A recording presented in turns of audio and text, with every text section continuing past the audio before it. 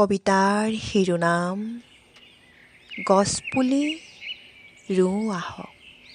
কবি প্ৰণৱ কুমাৰ বৰ্মন। গছপুলি ৰুওঁ আহক, শুকান ধূলিয়ে যোৱা সময়বোৰ বৰকৈ ধূসৰ কৰিলে। গছপুলি ৰুওঁ আহক, শুকান বতাহে শুকাই থৈ গ'ল শৰীৰ।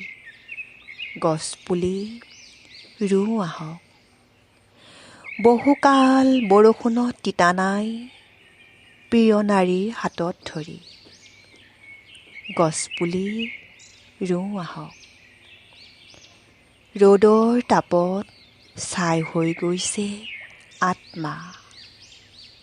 গছপুলি ৰুওঁ আহক, বৰ অসহ্যকৰ হৈ গৈছে সময়। কষ্টকৰ হৈছে জীৱনৰ সকলো অনুশীলন। গছপুলিবোৰ ডাঙৰ হ'ব, আমি আকৌ দেখিম গুচি যোৱা চৰাইবোৰ উভতি অহা।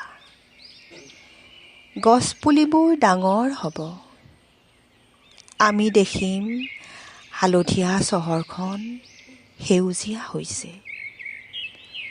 গছলৈ নামি আহি জিৰাইছেহি কাজল ডাৱৰ।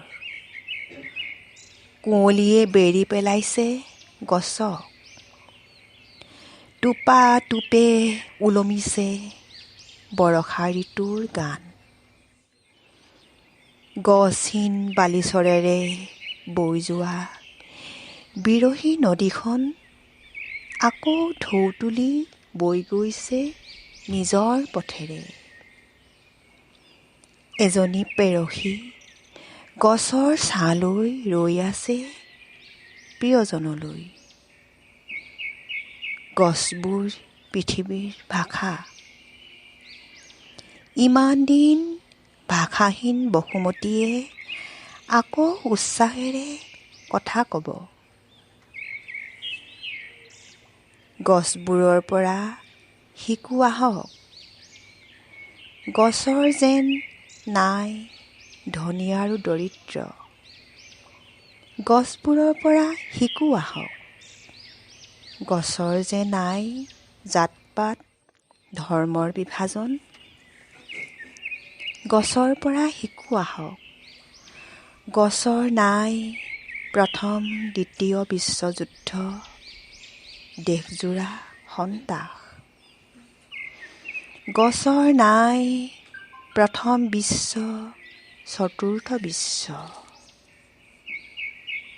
গছে হিচাপত ঘোচ লৈ ছায়া আৰু বতাহ নিবিকে। বৃক্ষবাদৰ পৰা মানৱতাবাদে যে শিকিবলগীয়া কিমান আছে। ধন্যবাদ।